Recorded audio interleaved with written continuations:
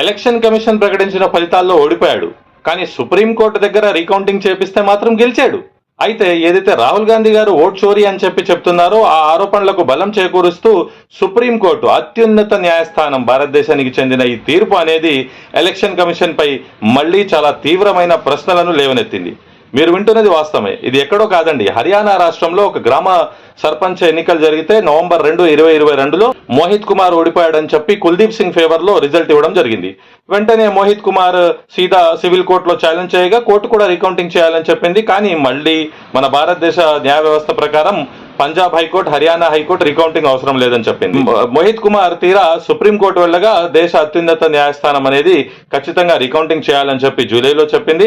దాని తర్వాత రీకౌంటింగ్ చేయగా ఏదైతే కోర్టు రిజిస్ట్రార్ ముందు 1051 ఓట్లు మోహిత్ కుమార్ కి రాగా గెలిచాడు అని చెప్పి ఏదైతే ఎలక్షన్ కమిషన్ ప్రకటించిందో ఆ అభ్యర్థికి కేవలం 1000 ఓట్లే రావడం జరిగింది.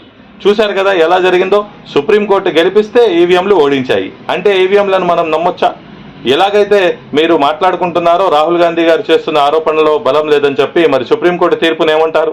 అందుకోసమే ఏదైతే భారతదేశంలో ప్రస్తుతం నడుస్తున్న ఓట్ చోరీ ఉద్యమానికి మీరు, నేను, ప్రతి ఒక్కరూ బాధ్యత కలిగిన పౌరులు ఎవరైతే ఓటు హక్కు సద్వినియోగం చేసుకుంటున్నారో వారందరూ కూడా తమ డాటా నిక్షేపంగా ఉందా లేదా, తమ డాటా సెక్యూరా కాదా, తమ ఓటు సరిగా ఏ పార్టీకి వెళ్తుంది, సరిగా ఉందా లేదా అని తెలుసుకోవాల్సిన అవసరం మీపై, నాపై, ప్రతి ఒక్కరిపై ఉంది. దీని మీదనే ఆధారపడి మనం మెచ్చే నాయకుడు, మెచ్చే పార్టీ, మన భారతదేశ రాజ్యాంగం, ప్రజాస్వామ్యం, లౌకికవాదం, ప్రతి అంశం కూడా దీని మీదే అభివృద్ధితో ముడిపడి ఆధారపడి ఉంది. మరిన్ని వీడియోస్ మరియు అప్డేట్స్ కోసం అడ్వకేట్ సాదిక్ షేక్ యూట్యూబ్ ఛానల్ని లైక్ చేసి సబ్స్క్రైబ్ చేయగలరు. Thank you.